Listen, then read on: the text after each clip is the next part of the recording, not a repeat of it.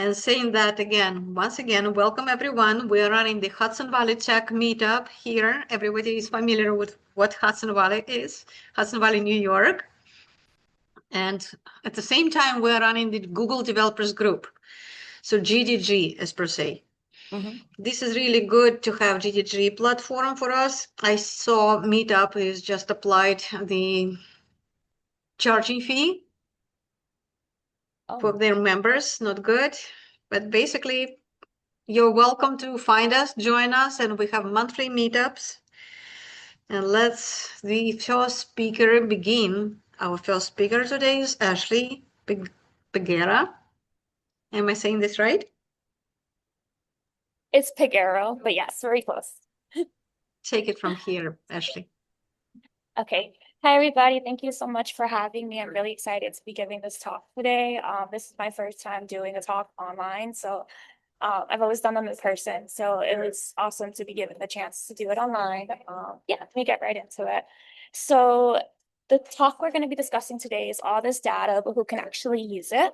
And it's about turning open city data into real understanding. What I mean by that is taking a bunch of data sets that you can get from NewYorkCityOpenData.com, which they were able to pass a law 10 years ago, where they started to share their data with the public, which is amazing. But now we get the data in data sets, and a lot of people are not taking the time out to comb through that to understand it, and often they're still left with questions. And so this workshop is going to be showing you guys how I personally have taken the initiative to take all of the open data and turn it into a visualization tool, which is CityLens, NewYorkCity.com. So who am I? I'm Bronx. I'm born and raised in the Bronx. And I watched basically my city change over the last 28 years. I watched new buildings come in. I've watched my neighborhood basically relocate. Different neighbors have relocated from the rising rents, and I've watched different businesses go out of business and things like that. And I've always had people around me ask me questions like, oh, why is this happening? Like my grandmother asked me, like, why is this new building coming in? Like, I'm scared. What does this mean for me? So I thought to myself, as a builder and as someone very passionate about this work, what can I do to help like my grandma and my neighbors understand what's happening in our communities? So my mission is basically to transform all of this complex data and to teach others how to do so that they can feel more empowered in their communities and the ability to shape the future, because it truly is in our hands. Whether you be a builder, someone who's very familiar in tech or not, you should be able to have the confidence and feel equipped to be able to really solve this community need. So the process that I use is I take the data, I understand the data, I research it, make sure it's accurate and it's coming from a good source, and then I bring awareness to the data. I try to like understand what questions are being asked and maybe what's needed for me to translate, and also the ability to empower the community to take action. And then from that, we get better cities, we'll get better roads and a better environment for us. So the first generation 10 years ago was able to ask the important questions of how do we make this information available to the public. And now it's our responsibility as the next generation of builders to make everybody understand the information that is now available, and also continue to push for more open resources and open data so we can do the same thing. So the problem is that all of this data now exists. It's on opencitydata.com. It's there. You can find it. There's thousands of data sets, and people are pulling these data sets and they're putting out this information for permits, zoning changes, all of this information. But the community still has questions. They're still asking the questions. They're still wondering, why is my neighborhood changing? What is this building? Why isn't there this or that in my neighborhood? What can I do to change it? What can I do to really like make a difference? And that's why I've created CityLens. So honestly, the only people who really can tell you much about the city from the average is usually like policymakers or senators, or maybe community advocates, but the average person doesn't really understand the data. So it's really not like a data gap. Like now we have the information, it's there. The city is publicizing it, putting it on the news, but now we really need to component on how do we translate that. So the question that I started with was, what if the data could talk back to people? What if you ask a question and it could speak to you directly instead of it being so data set focused? And that's when I made CityLens. So what is CityLens? CityLens is an AI-powered urban intelligence platform that translates the complex New York City open data into understanding, where neighborhoods and people can actually participate and shape the features of their neighborhoods. Some of the tools it has is an AI city translator, a neighborhood dashboard, a permit radar, interactive city map, neighborhood timeline, and a city briefing tool. I invite you all to scan the QR code and open it up for yourself. And you can also type in the URL if it's easier for you as well. It'll take you directly to the site. I'm going to pull out just so I can do a brief demo. So this is CityLens. I'll start off with the general welcome. If it's your first time using the website, it will give you a brief survey where you'll be able to answer if you're very tech focused, if you have some familiarity, and then it'll guide you either to a simple version based on your tech access or an advanced version, which is the version I'm going to be showing you. Just because I know that this dashboard may be overwhelming to the average user, so I just wanted to start them off with something much more simple, and it guides them kind of to that. And it also gives you a tutorial of every feature just in case you get lost along the way. So let's go right on. So this is a dashboard. The dashboard has a lot of features in it, but basically it's an overview of New York City. It has the air quality, the medium rent, and if you click any of the data sets, it'll take you right over to where I'm getting the data from. So this just basically goes over how many riders we have. It's just an overview of general New York City. Now, if you go down, this is where we focus on permits that are being passed. When we're talking about like displacement, gentrification, this is kind of like the area that we're looking at. And we can actually compare the boroughs and see, let's say, Bronx versus Queens. And then we're going to go down. And we can actually compare the metrics of it. The permits that are being passed, the median rent, the income, etc., and kind of just to see like what's the difference between the different boroughs. If you put in your email here, you can get neighborhood alerts. And if you go down, it has a community calendar of all the different community boards, the city council, and different information that's being posted actually by the council legislator. And it just siphons it in there for you to have. Go a little bit more down. I noticed that a lot of the times there is a correlation between the things that we are passing, and I kind of created this correlation engine.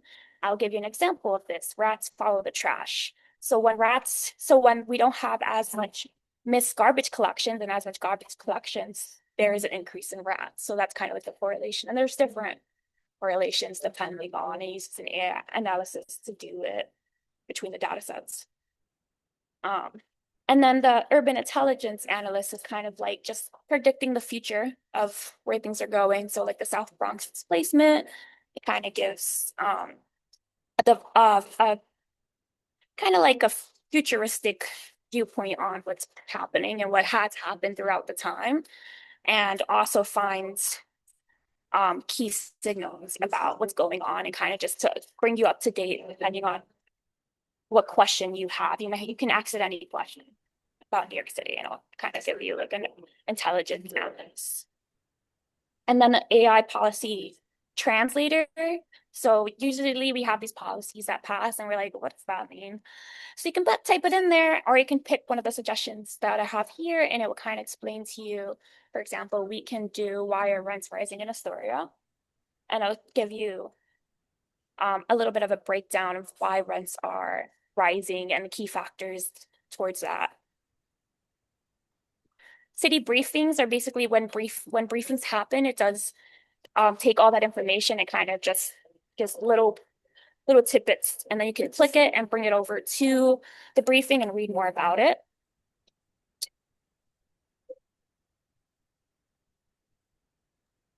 The permit radar is all of the permits that are being passed, and if you go down, it'll break down if they're a low risk. If you actually click it, it'll explain why it's a low risk, or if it's a high risk. why is it a high risk of displacement?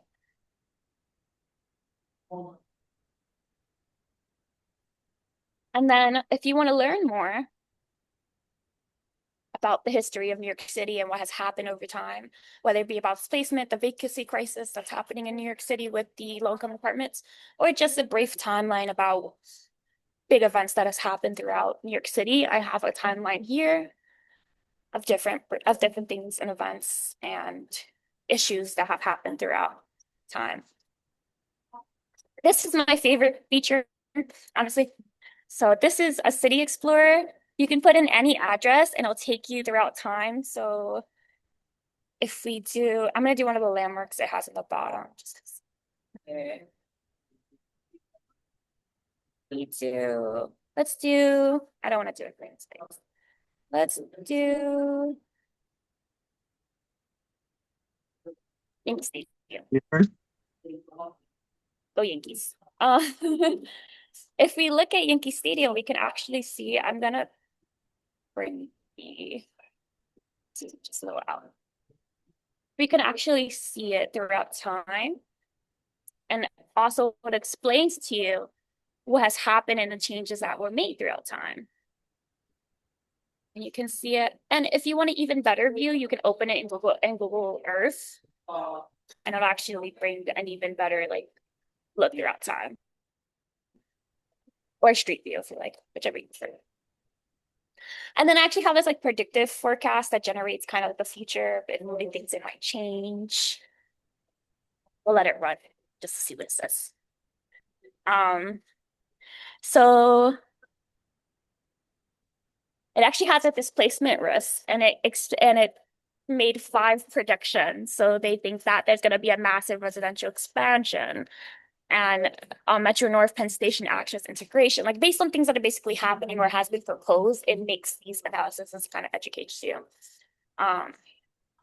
And then in data, I just have all the data sets that I've used just so you can know, because I believe in being fully transparent about where I'm getting this information and making sure that you're aware of where I'm getting this information. So a lot of the links are linkable to the actual data sets too, as well. Finally, I'm going to wrap this up with the community tools, because I figure once you get on this website, I'm sure you're looking for resources. I'm sure you need resources. And I wanted to put all the resources most commonly used all in one place. You're not just on Google with all these different information. You can go to one page, one place, and have your different resources, depending if you're a resident, a developer, a planner, or a small business. I actually have some AI tools for small businesses in there. Is this a good block to open a business on? A permit navigator, a street vendor zone mapper, a small business equity dashboard. These are just small tools. An AI resource finder, a funding matcher, things like this, and also community support hubs. So, for example, I go to school in Lehman College in CUNY, and I get to work in the office with SBDC. Vanessa Joseph is actually amazing. So I have her contact here, as well as the Manhattan SBDC and different resources if you're a small business. The same can be said for a resident. I have different resources when they need affordable housing resources, transit and rights and legal aid, financial affordable grants, different things like this. So I provided this resource list depending on what you may need. You could also search the resources here. And then finally, get involved. Once you're feeling empowered, I hope you do feel empowered from this. I hope you really feel okay, what can I do to make changes now? You can learn about your community board. So it kind of teaches you, I didn't know what a community board was. So it kind of taught me as well, what is a community board? What do they do? And then how to find them, depending on your borough, would actually bring you to the community board. And teaches you different ways to get involved, places you may want to volunteer at, and staying informed as well, making sure that you're well informed about your rights. All of these other tools are just explaining what the platform is, the impact, the ethics, and actually has accessibility menu as well if you need any accessibility tools. But basically, I believe in all of this data being able to be used by the same public that it's pulling from the data from, and also educating others on how to build tools like this, but also use tools like this, and just be able to understand all of this information to better their lives and also the community lives. So I appreciate you guys taking the time to sit in with me on this. I'm going to close it out by with Bravo, very impressive, Ashley. thank you. with the last QR codes in case you want to keep it with you or connect with me on LinkedIn. And then my email's at the bottom if you need it as well. But thank you guys for hearing me out. I really appreciate being here today. Looks awesome. How long did it take for you to build it? So I built this project. I think I started in November of last year. So it took about 6 months. It took initially 1 month to build. And then I didn't just stop there. I was able to go to a student leadership retreat to Albany, and I actually got on the council and was able to present it to some senators, gave me feedback. And then I went to New York City Open Data Week. They had a school of data, and on school of data, I was able to pitch. So when I pitched this, I got a bunch of feedback from different members of the community, whether it's civic tech or just the elderly who's very interested in tech, and also people who had no idea what things were, but just gave me feedback. So I was able to really build a lot of feedback of what people wanted and what people wanted changes and things like that. So it took me 6 months fully to get those changes in, and I'm still improving it every day, but generally I would say 6 months. Bravo. Any questions?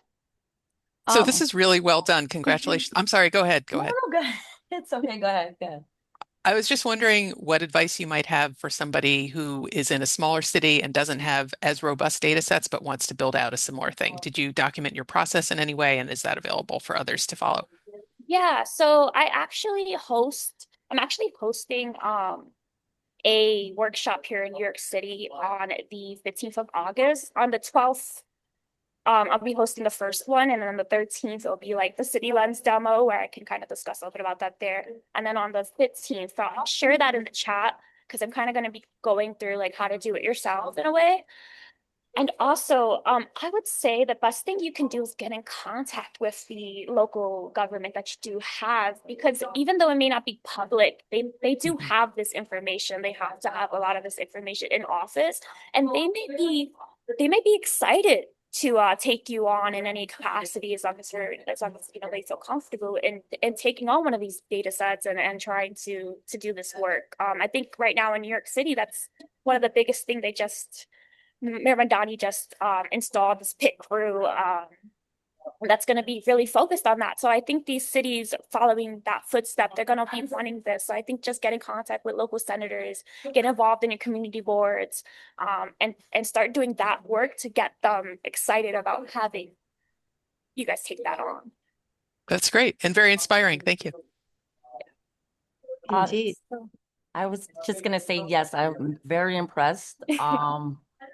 I think even your presentation and the way I can tell you that you've been working on it some time, but it actually looked like that took forever because it was so well put together, so much information. I mean, I've watched a few other, not too many recently, since I started checking them out, but you're by far Thank you. the best. Thank you. And that was very inspirational. I'm not there yet, on your level, but definitely very inspirational. And I'm from the Bronx too, so I was just gonna ask, what part of the Bronx are you from? So believe it or not, guys, I actually grew up in New York City's shelter system. So I moved every 2 years. I used to be really ashamed to explain this to people, but I'm very empowered. I'm very blessed enough to have this background. But I moved every 2 years. So if I tell you where from the Bronx, it really wouldn't be true. I've lived all over the Bronx and all over New York City in general. I lived in Brooklyn at one point, Queens at one point. So I am a New Yorker through and through. But I would say if I had to pick, we're gonna pick Fordham area because that's where a lot of my family is from. Yeah.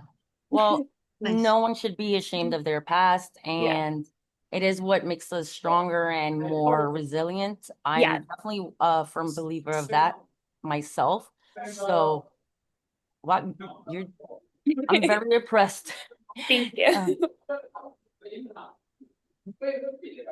Yeah, I was really impressed too, and I thought one of the unique factors of it was the community engagement part, which is a lot of times you see, data set integration into an AI component, and the community engagement is really unique in a way where it enables communities to actually use it, even though you developed, the whole kind of system, Yeah. which is really awesome. And yeah, even though I live in Boston now, I went to preschool in Brooklyn.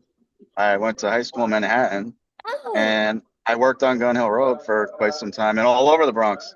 So I got the New York thing going too. Thanks, Ashley. yeah, I live really close to Gun Hill. I live on 219th. So I think the biggest thing that really also pushed this was like, Robert Moses, like how he set up the Bronx and Gun Hill Road. Like every day taking that to Lehman College, I think about like what I want to do next to change like the Bronx and propose suggestions for how we can fix that. And that's exactly why I'm doing this work, because I really feel like there's a lot of work for us to do, and this work can really solve those issues. I hope one day I'm able to undo some of the things that Robert Moses did.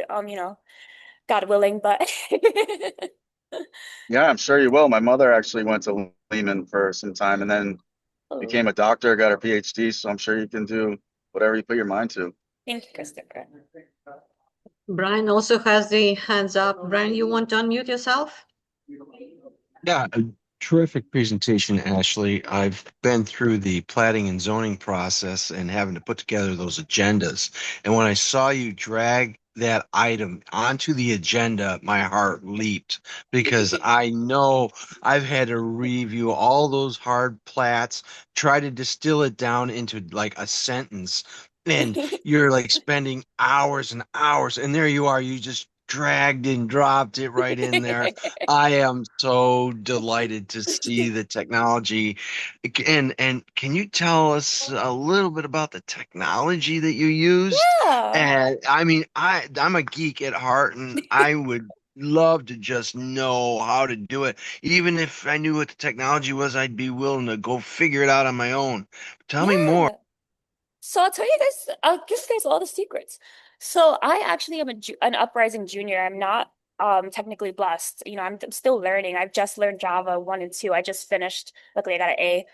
But I will say like a lot of this was vibe coded, and before I knew how to do what I do now, like I've gained so much skill from when I first built this. So you can imagine, like I truly say like anybody could build something like this, because I did this when I was very intermediate, very beginner, and now I've learned so much more. I mean, I would have gone about it a different way, but I'm going to tell you what my process was. I took the data sets, I went through them and make sure they were accurate, combed through them, and then I actually used software called Lovable at the time.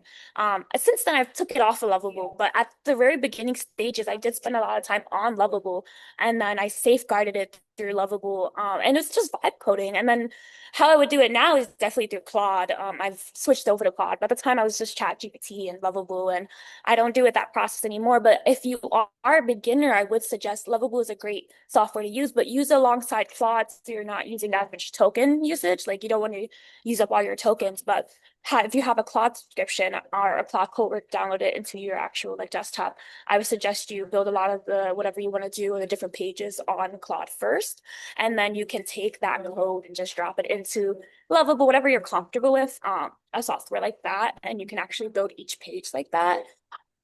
It's going to take some time to obviously go in and you have to comb through each code and fix it up and things like that if you're not very coding focused, but that's okay. It just takes a little bit longer, but I think anybody could do this. And really, once you get your hands on like accurate information, you want to make sure that it's accurate, not far and full, and double check, triple check everything that AI makes.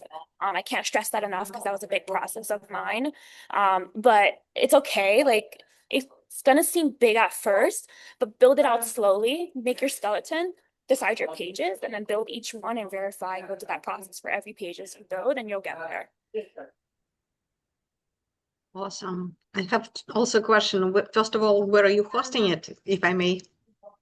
Yeah, so now it's just its own domain, and now I've moved it over to just like be its own domain, and took it It's good out. to have own domain, but where is it hosted? Yeah, I still host the back end on Lovable, but I'm trying to like take out a lot of the code I replaced it in there like manually, but I just host the back end because the APIs is kind of connected to Lovable. It's cheaper for me to host it there. I'm gonna be taking it off and finding like whether it would just be hosted like through GitHub or something like that. I've had some suggestions, so I'm trying to try them out, but a lot of it is like figuring out the APIs, like how to connect them, and so they're not using as much of money because I think Lovable is the cheapest for me right now. And then I'm slowly taking it off. I redid each code set, each code file, because it just has, at first it's gonna have a lot of Lovable's code in it, and you're gonna have to like redo it if you want that. Like you don't have to, but if you want that, which I do, because a lot of the information I want to make sure that it's safe. But yeah, for the most part, I would tell you once I switch it over fully though, I'll let you know, Yuli, where I do end up choosing, because I have a few ones that I'm trying to like work through right now and see. Bravo. Thank you. Good job. I have to congratulate you as all our guests. And I see new faces joining us. So probably let's take a little bit break, give break to Ashley, but round of applause first. Thank you guys. And let's start with like new faces joining us. I would ask John to say a few words because John is my partner in crime. Hello, running everybody. Yeah. the developers group.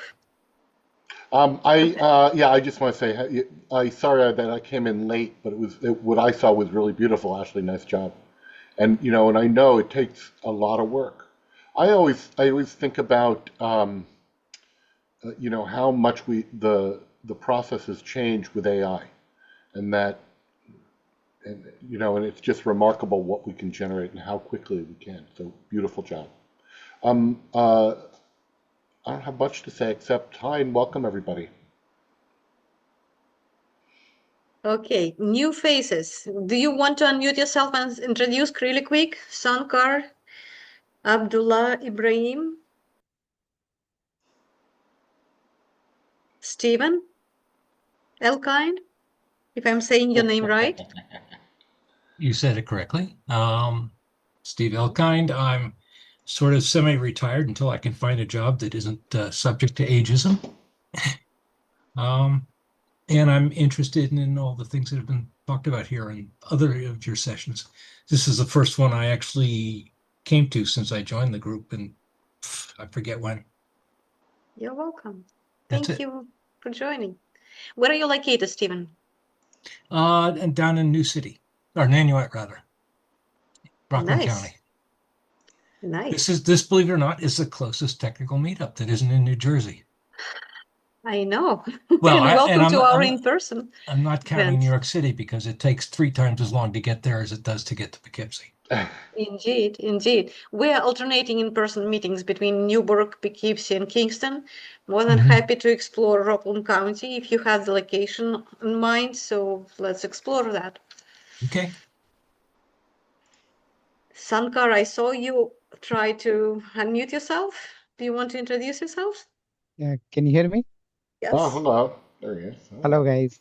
Yeah, I think this is my second session. So I attended one session probably 2 months back. I think one of the gentlemen from UMD, he gave some presentation on some machine learning or something, I believe. Yeah, after that, yeah, I did not get a chance due to conflicts. Yeah, my name is Shankar. I work for BMC Software. We are IT service management and AI ops company. So we work with the customers to solve their day-to-day business problems related to IT, automation, those kind of areas. Nice. Where are you located? I'm located in Maryland. Oh, Maryland. Beautiful. I appreciate GDG Maryland Yeah. for spreading the word.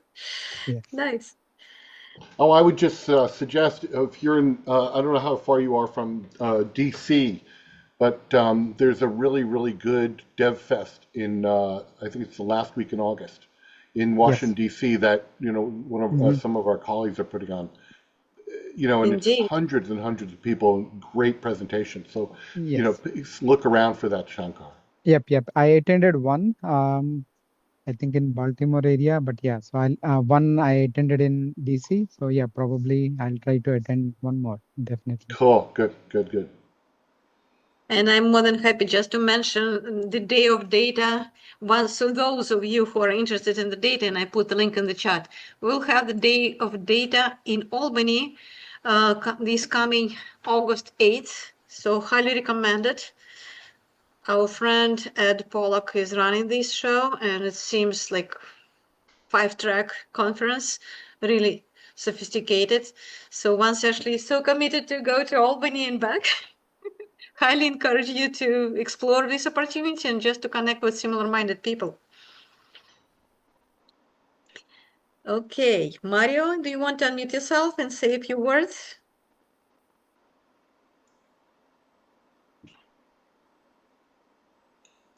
At least use chat to introduce yourself.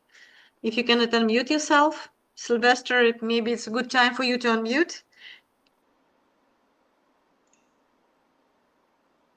Yay! Ashley can make it. I'm going to make it too. So hopefully we'll see each other there. Okay. I see beautiful name. I don't know how to pronounce this. Gui Amado. Do you want to unmute yourself and say a few words?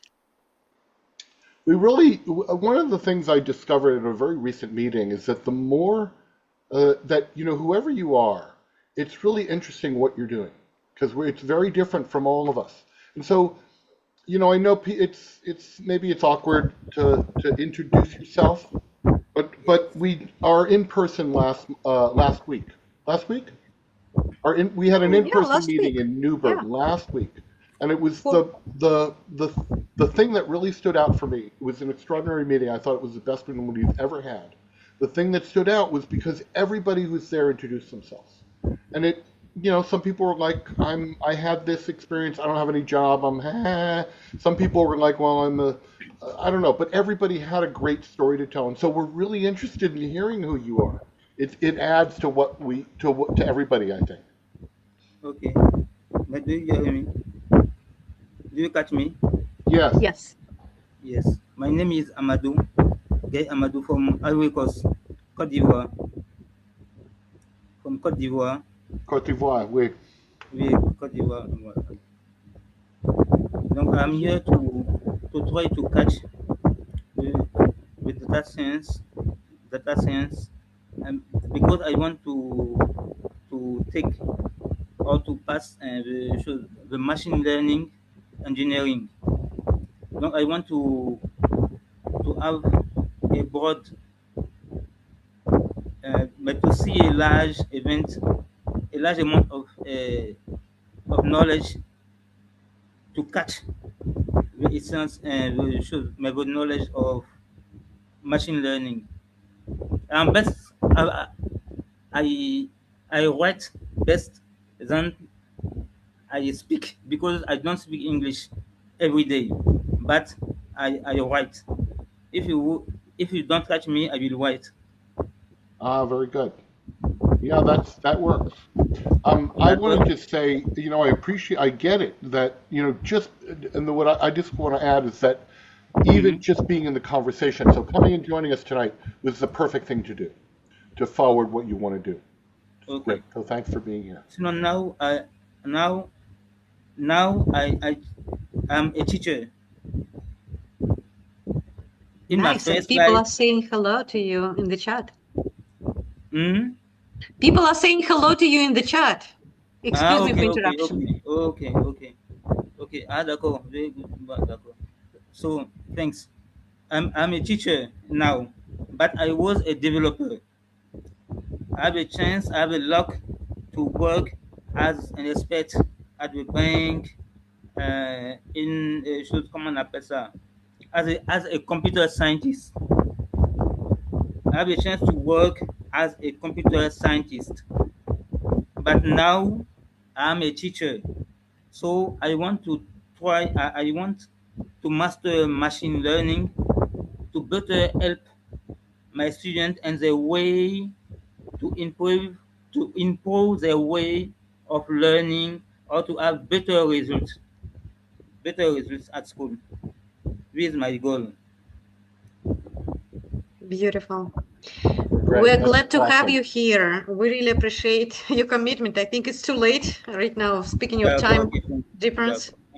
Thanks. So we are trying to invite the best speakers, so all these meetups actually is the best funnel for us to have the best speakers. So Ashley, we will be more than happy to have you as a speaker at our Dev Fest, October 23, 24. So save the date. Okay, and we do have another speaker for today. So just saying that, shall we switch gears to John Baker? Or you have more questions to Ashley? Giving you a chance No, to John ask Baker, it's great. one Hi. or two questions? No? Okay, John, and then questions to all. John, are you ready? Yeah, I'm ready. Hi, everybody. My name is John Baker. I am living in the mid-Hudson Valley region, Cornwall, New York, or Cornwall, Newburgh, to be specific.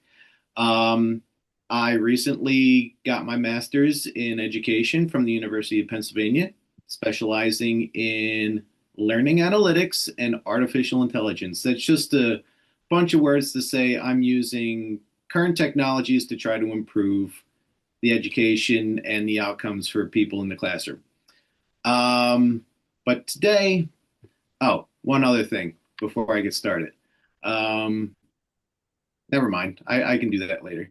Um, so I'm here today to talk about um,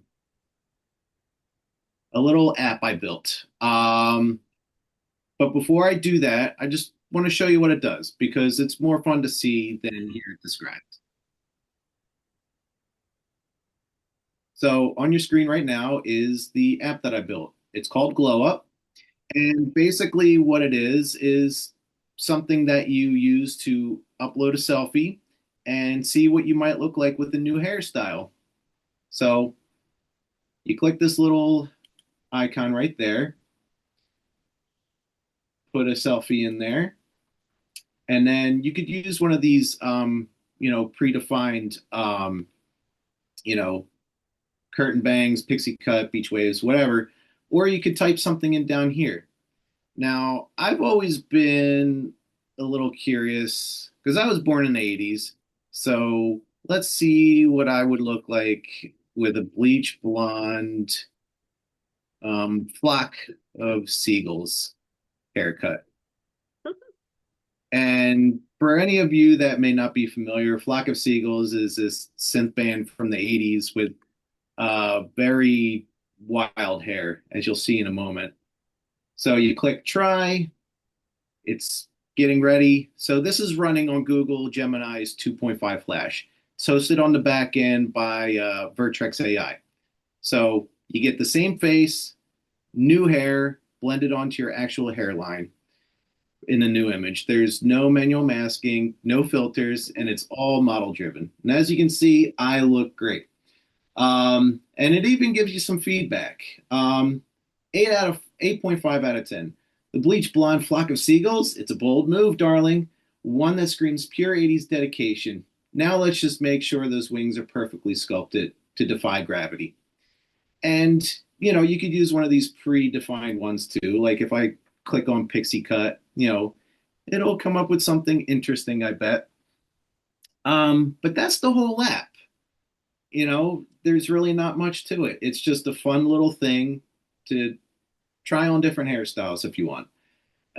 This kind of looks like a wig on me. Not that the other one didn't either. And the AI also agrees. This is 4 out of 10. It's not a good look for me. But that's it. And now, I want to tell you about how I built the app. So just some quick context before we dive in. Some of you are here through GDG Hudson, and some of you are here through Hudson Valley Tech Meetup. It's all the same thing. Correct me if I'm wrong, Yulia, but it's two things. It's all the same thing. There's just two doors into it. So before I joined you here today, Yulia asked me if I could pick something from the current GDG Coding Jam lineup. GDG is short for Google Developer Groups, and coding jams are a prototyping workshop typically run by a local GDG. There's a whole lineup of projects at codingjam.dev. That's the website. You can do these as a group or solo, like I did. I picked Glow Up because it was first on the list, and I figured that it wouldn't be too hard. I was right about that mostly. The app itself came together fast, but working on the back end and setting up the API connection so the app would run, on the other hand, that was a pain in the neck. and I want to walk you through my process. Now, one thing before I do that, I didn't write any of the code myself. Everywhere I say I built something, what actually happened is I told AI what I wanted and it wrote the code. Now, for anyone who wants to try this themselves, you can see the actual workflow I went through on your screen. There's first setup, then you basically clone the app that you're going to use to base your app off of. Then you talk to the app, tell it what you want to do, what your goals are, and all that. Then you create design docs, and then you implement and test the app. And that's basically it. I'm going to go into more detail about that, all of it. So first, setup.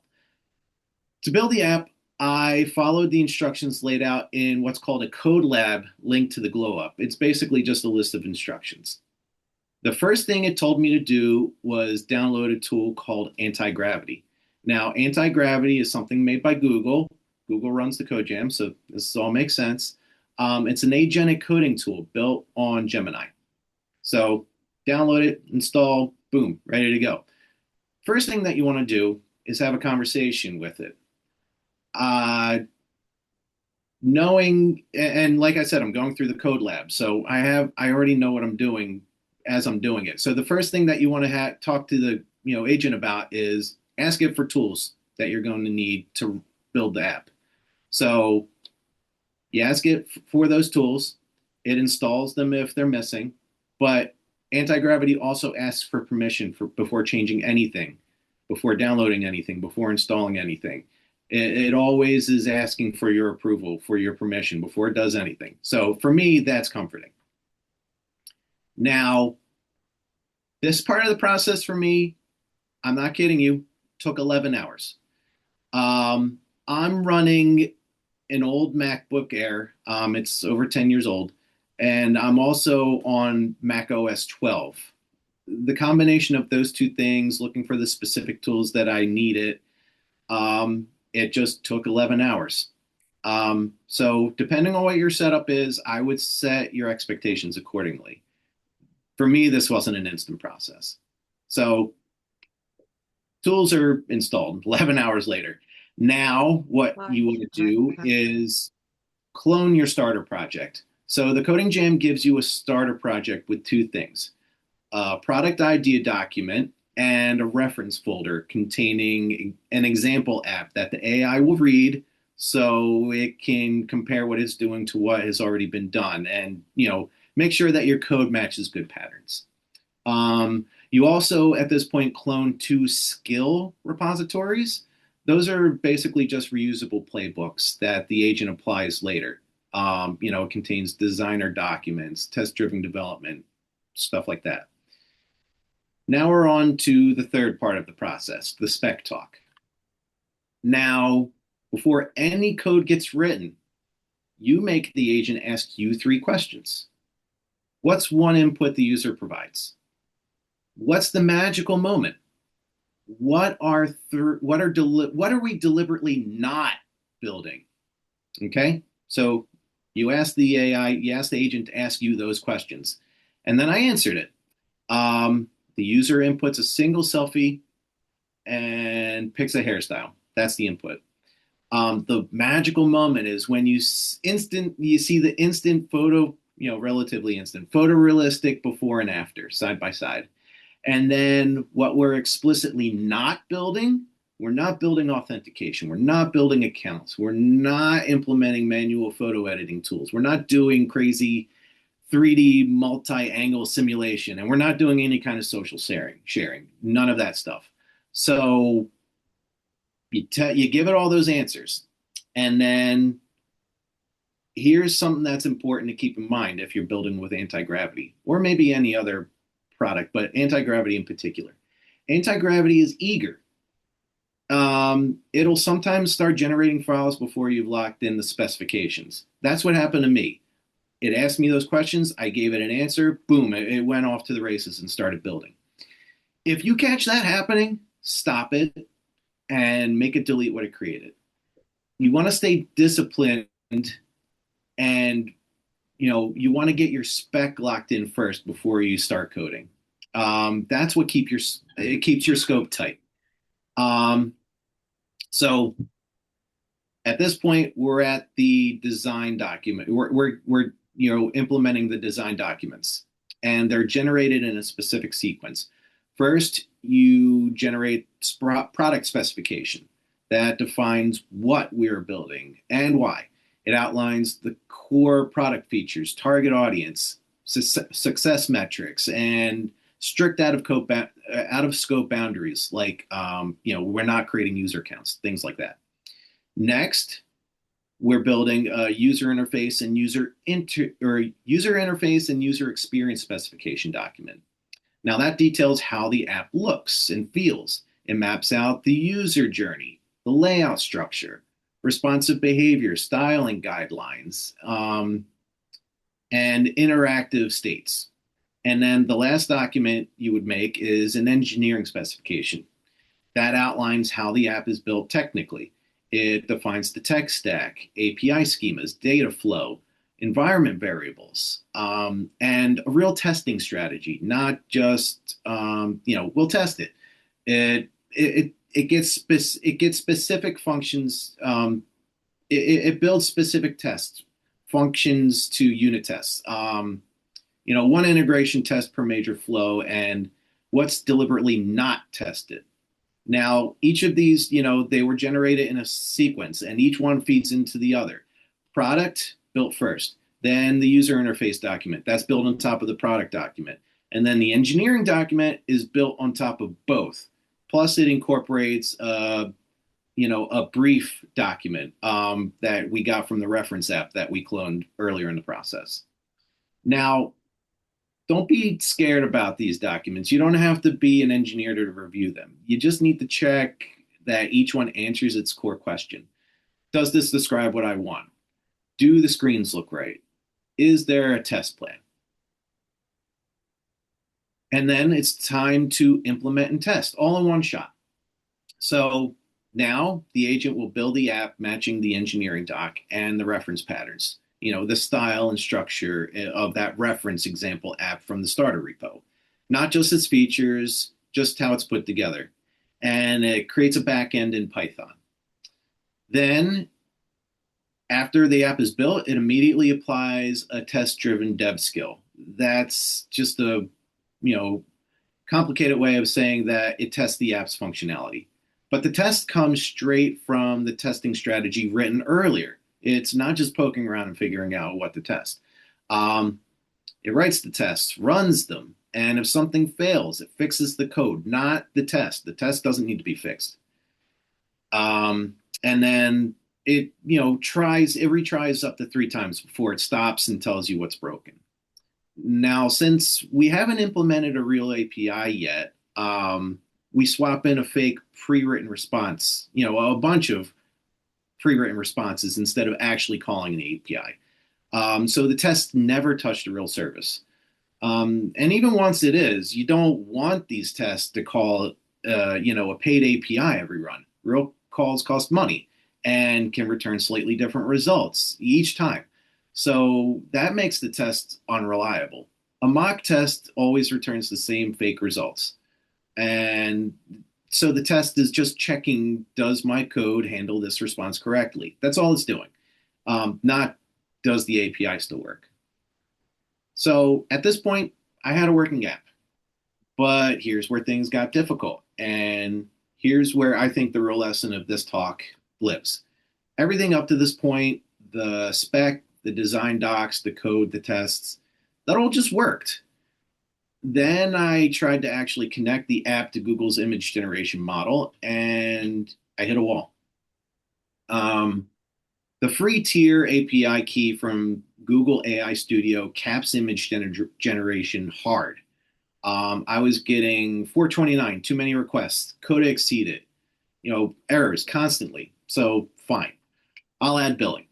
That's when this turned into an actual saga. So I click through, set up billing, agree to terms, and the confirmation screen just dies. Blank white modal, nothing loads. I try a different browser, same thing. I try my phone, same thing. I try incognito, to rule out cookies or extension conflicts, still blank. So to see if I could get the page to load a different way, I pop open DevTools in my browser, dig through the page source, find the actual URL the broken payment iframe was supposed to load, and I open it directly in its own tab.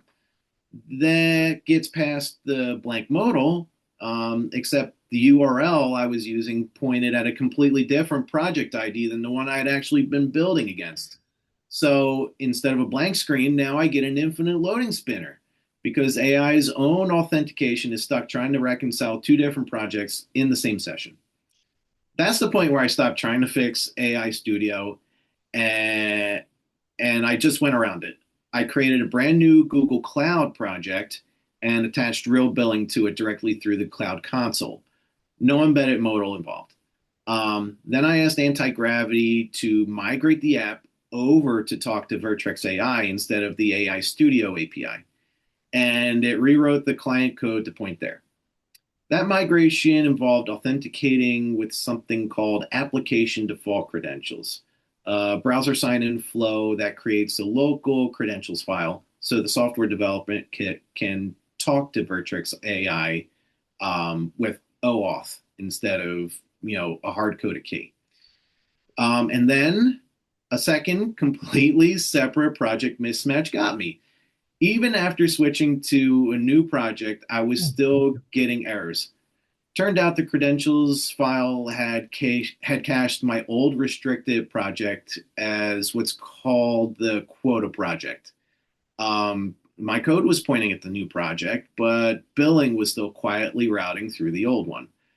The fix was one simple command pointed at the new project ID. And nothing in the error messages tell you what you need to run. I found that through trial and error. And then the last piece, once auth was corrected, I had Anti-Gravity try a handful of different models, Gemini 3.1, 2.5, a whole bunch of different models and endpoints. And I was still getting errors, 400s, 404s. But I eventually landed on a combination that actually works. Now, none of that is documented clearly in one place. It's scattered across error messages, forum threads, and a lot of trial and error. Deploying the app, by comparison, was also almost anticlimactic. And according to the code jam, I was done at this point. I didn't need to deploy it. I could run it locally. But I wanted to have something to show you guys today. So I tried to make the demo live. And again, I want to be upfront about this. I didn't write a Docker file. I didn't write the Cloud Run deploy command. I don't know how to do either of those things. I could probably figure it out, but I don't know how to do it off the top of my head. I asked Anti-Gravity if we could deploy it, and it wrote the Docker file. It wrote the deploy command and ran it. And because the backend serves the front end directly, no separate hosting was ever needed, and it just worked. So here's what I learned. In my experience, Google does not make it easy to stand up this API. I've set up API access on OpenAI's platform before and Anthropic's platform before, and it was noticeably more straightforward. Google's own instructions didn't match what I experienced. And I used Anti-Gravity, but you don't have to use Anti-Gravity for this. Have you ever heard of Claude Code or OpenAI Codex? You could use those. You can run the same kind of workflow, spec, design docs, implement, test.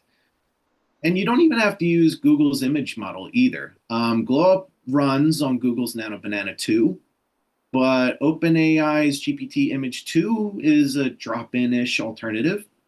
Midjourney, Black Forest Labs Flux.1, I don't know if I'm saying that right, but those are options too, but they would need more configuration. So once the app worked, I had the agent write two more things. Again, this is in the code jam. This is just something that I did. I asked it to create a file explaining what the app does and how to run it. Actually, that part is in the code jam. This next part isn't, though. I asked it to also create a status file so that if I come back to this project weeks from now, even in a brand new chat, I can just ask, where did we leave? Where did we leave? Where did we leave off? And pick up there instantly. So Glow Up is what you would call an MVP, not a most valuable product, or it's a minimum viable product. It doesn't have polish or advanced settings or extra features, and it doesn't need to. That was never the point of this exercise. The point is that it was a fun project. I learned a few things the hard way, so you don't have to. And if any part of this, the app, the AI assisted workflow, the Vertex AI setup, if any of it sounds like something you want to try, you can do it. And if you want a nudge to get started, you can talk to me, and I'll be happy to help you. And that's it. Excuse me. I'm going to drop some links in the chat, relating to what, I worked on, and also, where you can find me on the internet. And thanks for your time. It's been great talking to you, and I'm glad that all of you are here. This is wonderful. That was really Bravo. great, John. Thank you. This is amazing. I really wanted someone to give it a try. We've done these projects, Coding Jams, with John, like within less than 1 hour, but we didn't plan to have it online and available for everyone. So maybe we didn't hit all the walls, and we also didn't have the MacBook 10 years old when it was easy. So you hit all the walls. That's what I'm trying to say. But I'm so grateful you've done all of that. Now you are the resource. Yep. Yeah. Like I said, I'd be happy to work with people on this. You don't have to be intimidated. As Indeed. Ashley was saying before, anybody can do this. It's intimidating at first, but you learn as you go, and it can be fun. Let me ask everybody. I haven't talked to Yulia about this, but I keep musing we should probably do an online one. We spend 2 hours and do a coding jam. I think it would be very fun. We do have. I'm not prepared to lead it. I don't know about you, Yulia, but we'll Now find John somebody. can do it. So John there's Baker interest, can do it. yes. I mean, you guys like this idea, I hope. So look for that. We'll probably start that in September. We're doing I'm wondering, in-person- John, which code gem specifically did you use as a template, as a sample? Because you The tweaked glow up something. one. It's here, I'll post it again. It's in one of your links, John. Yep, exactly. It's this one specifically. That one. That's the one I did. Cool.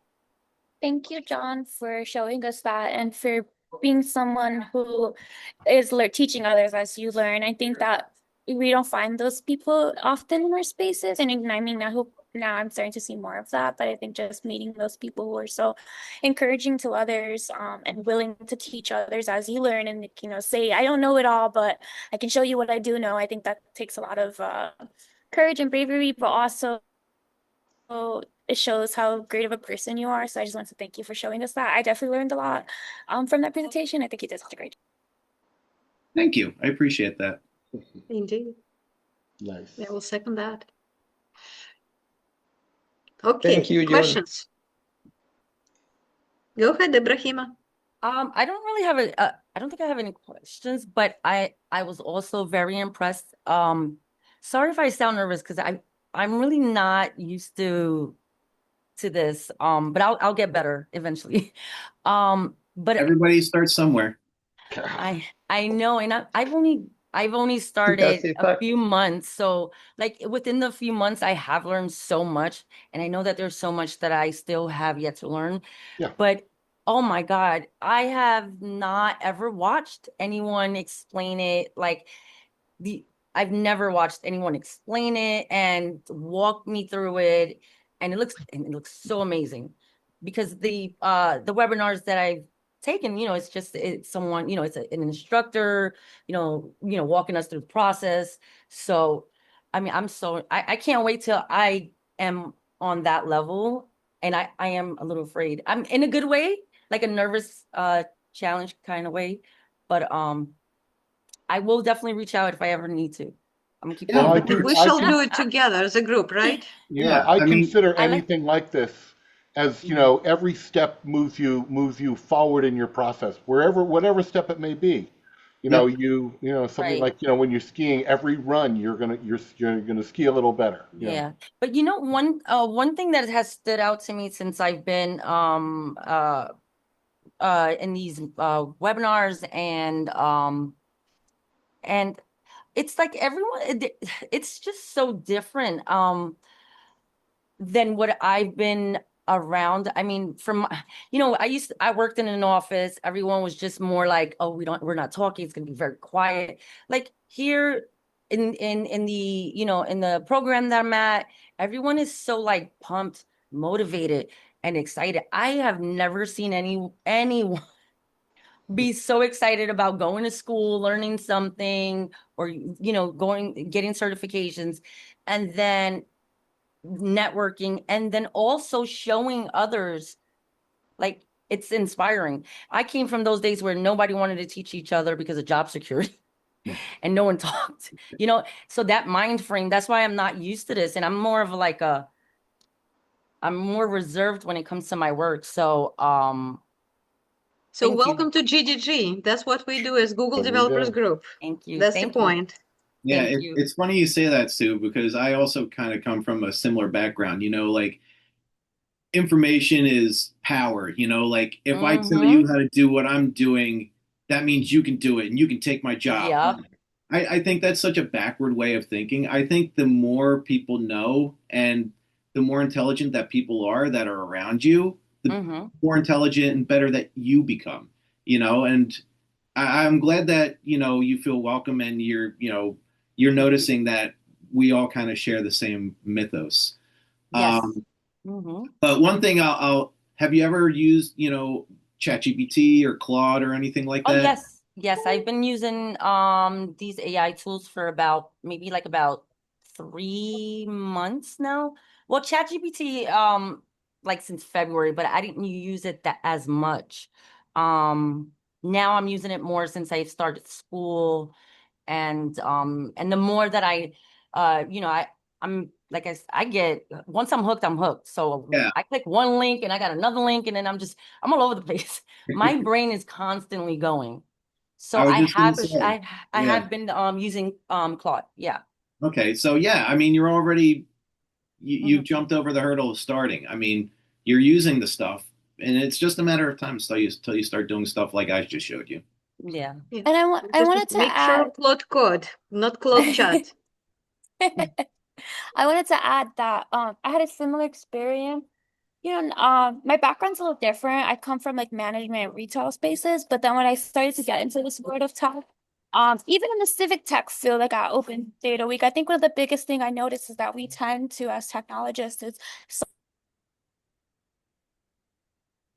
Oops. I think we stealing your all idea agree. or being the next big thing before you. But I think often we forget to realize that community is more empowering than it is to be siloed out by yourself doing something. You Hmm. need a team, you need other people, you need support, you need these things. So to yourself flourish a really good product, or to flourish something that's really valuable and actually impactful, you need a community, regardless. So Yeah. I think like as we break those silos down, it's our responsibility to do that. And one way we could definitely do that is speaking up and pointing it out and making others know. Yes. So let's make sure you Just because join GDG.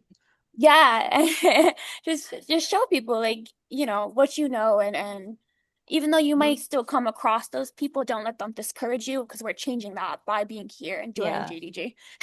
I mean, but so far, I mean, everyone that I've come across, I mean, they're even if they're competitive in their own way, but like it's like a creative competitiveness, you know? Okay. But like I said, I mean, I came from that, like that corporate background where you just can't do much, can't talk, it's just it's a different mind frame. Very, Indeed. very very different. And so I'm trying to like, you know, let it go slowly, because I'm like, oh my God, I'm gonna get in trouble. That's how I feel. Or I'm stepping You're on someone's, welcome. One thing I So, would suggest to everybody is go to a hackathon.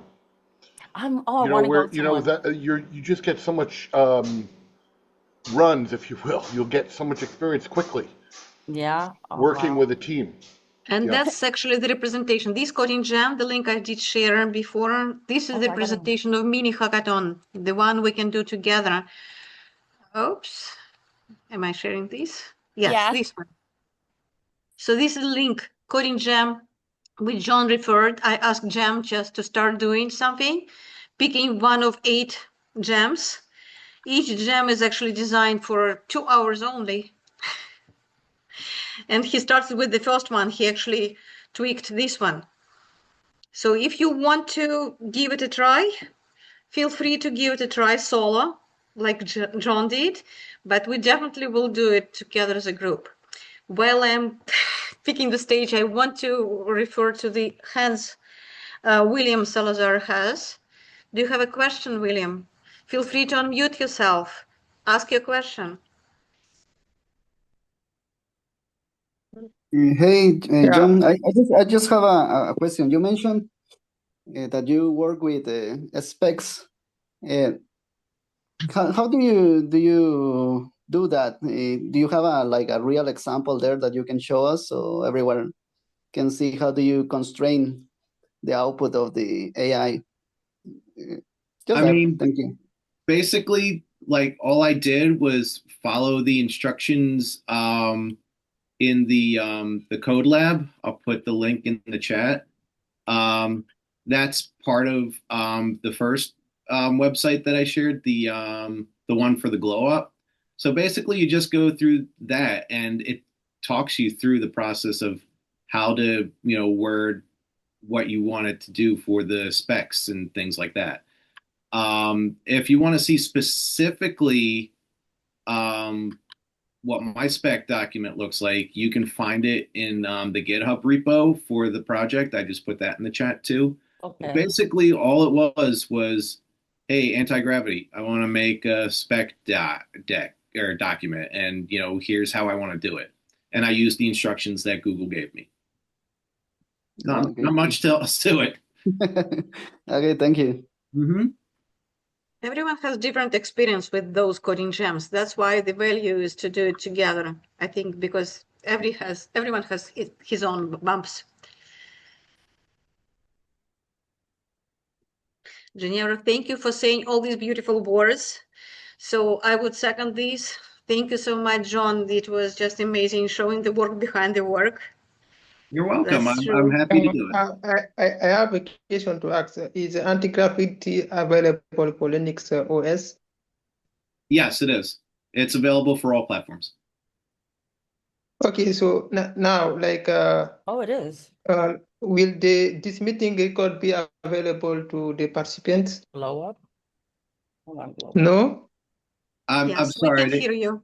What was For the different question? skills, it's good for different skills developers. So as you can see, there are some non-developers, there are developers medium level, there are developers advanced, or those who are stubborn enough to solve the problem when the API is not working or billing is not connecting. And I would second that as well, because Google is known for complications to connect to the appropriate billing to appropriate project. Yes, once you learn it, it will be like easy to replicate. But basically, this is a challenge. Oh, got it. Okay. Ooh. Okay. But you can host it on local computer, as was said, right? Just feel free to build it, use it just for your own satisfaction, just learning and seeing the forest behind the trees, seeing the structure.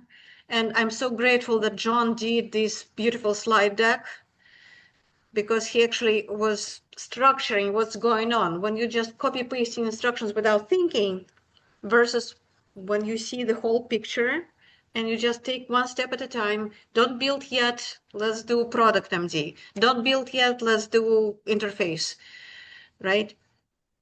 All these things, all these steps were well described, and I can see the educator shining behind our presentation today. Ashley, you did great job today as well. So I was just more passionate, and this is the difference between two of you. Ashley was showing amazing project. And I do have questions for Ashley if she is entrepreneurial, which looks like, and maybe she wants to become serial entrepreneur and do this project for different cities or make it open source. I don't know. What do you want to see coming up? Right. Yeah, so I would say The right, like I connectivity. think that's where I'm at right now, where as I'm building and creating, people keep coming to me to build the next thing. And currently I've taken on building an AI advisor for CUNY. So at the moment I'm doing that, and I'm building a few different You're breaking. to continue this work. I think everyone's asking for the next step for CityLens to start being developed further. So I'm going to be working with SBDC of the Bronx, Massachusetts, as I discussed in like the app, to try and develop this a little further, just to kind of see like what can we do. I don't really want to monetize it because I do want to keep it free. Maybe if I monetize it, it'll be towards planners and developers. However, I was thinking about starting a nonprofit focused around doing this work and bringing a lot of these city data into flourishing and hiring people who are passionate about this, hopefully in the future when I get like grant funding. So that's the next steps for me, trying to get that started. It has a name, Civic Futures Initiative will be what you guys can look for once it does begin. But yeah, I think that's the next couple years for me. Nice. This is great to hear that. I wish we would have similar projects for each city, right? So maybe it's just to put work to do some like sample or structure. How do you build something like that? And then Yeah. allowing people to build it as open source for each Yeah. city they choose. It looks like John, Vera has a question for John about the glow up costs, roughly how much to run. I'm curious He about answered it that in the too. chat. Thanks. Yeah. I see that there's, okay, thank you.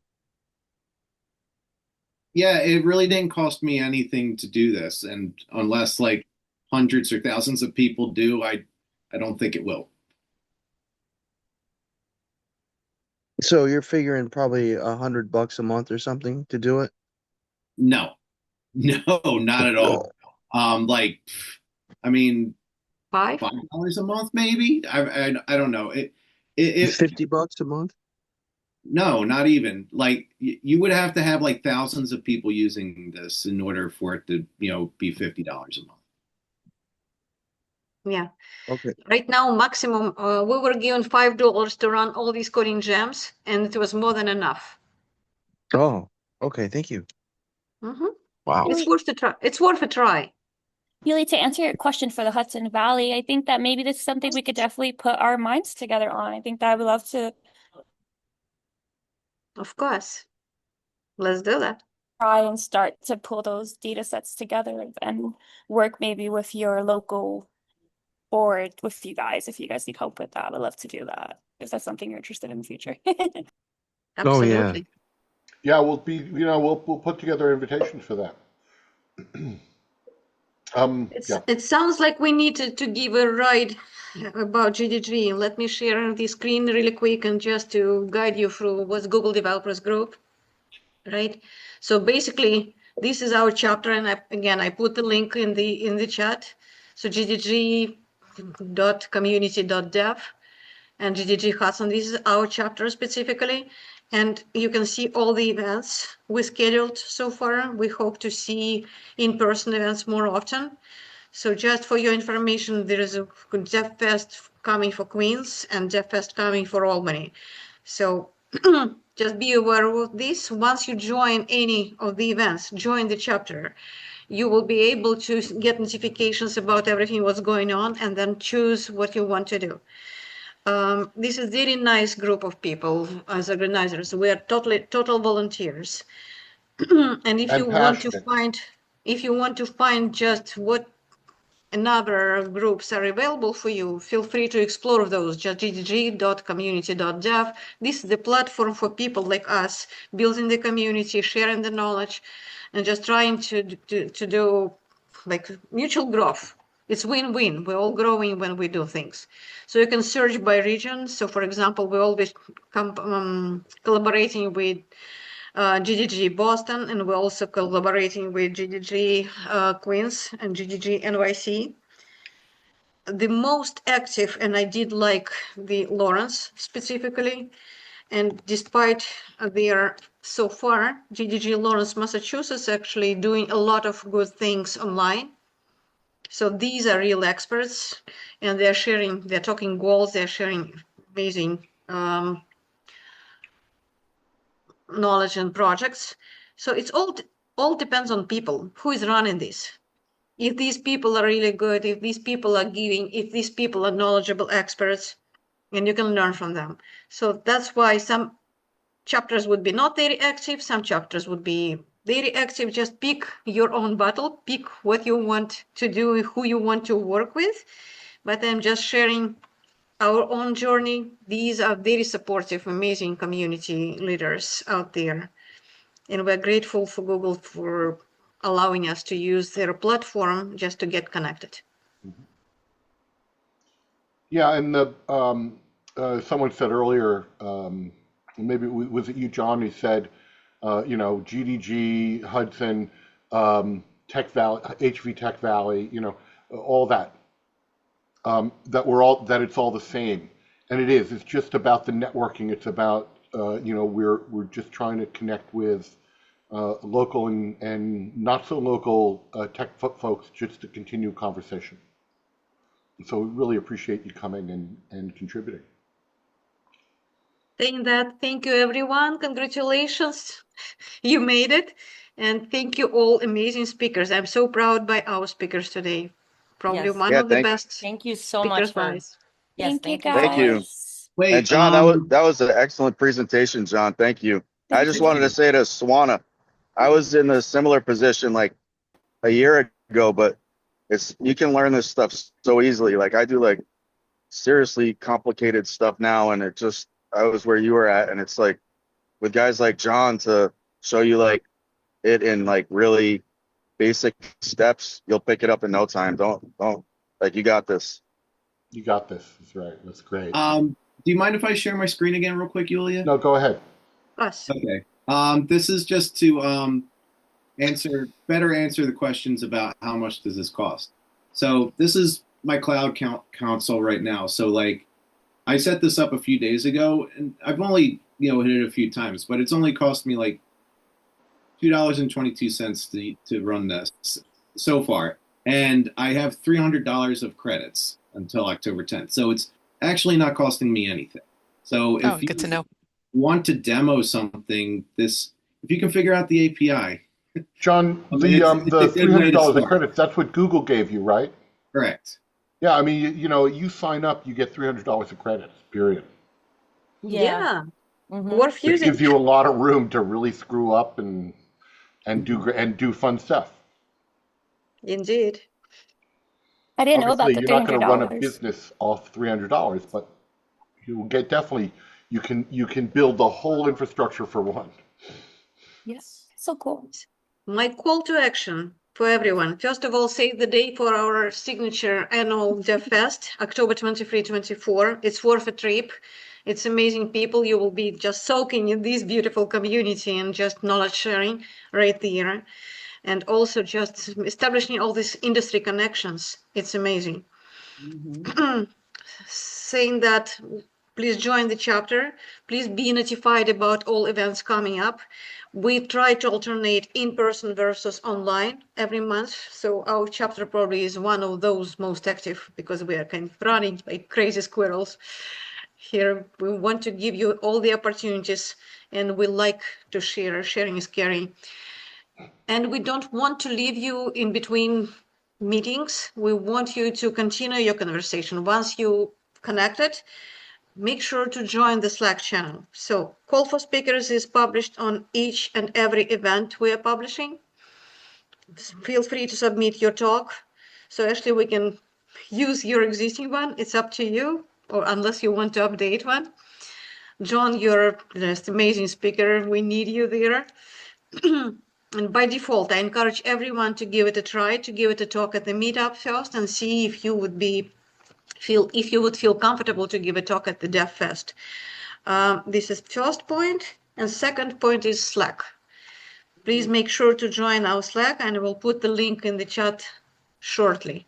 That's where you feel comfortable, just introduce yourself and continue your conversation.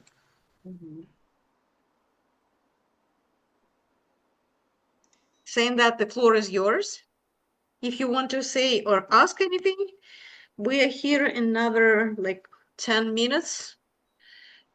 Usually this is scheduled for 90 minutes, but we're okay to stay a little bit longer. Otherwise, Slack would be your destination. Talk there.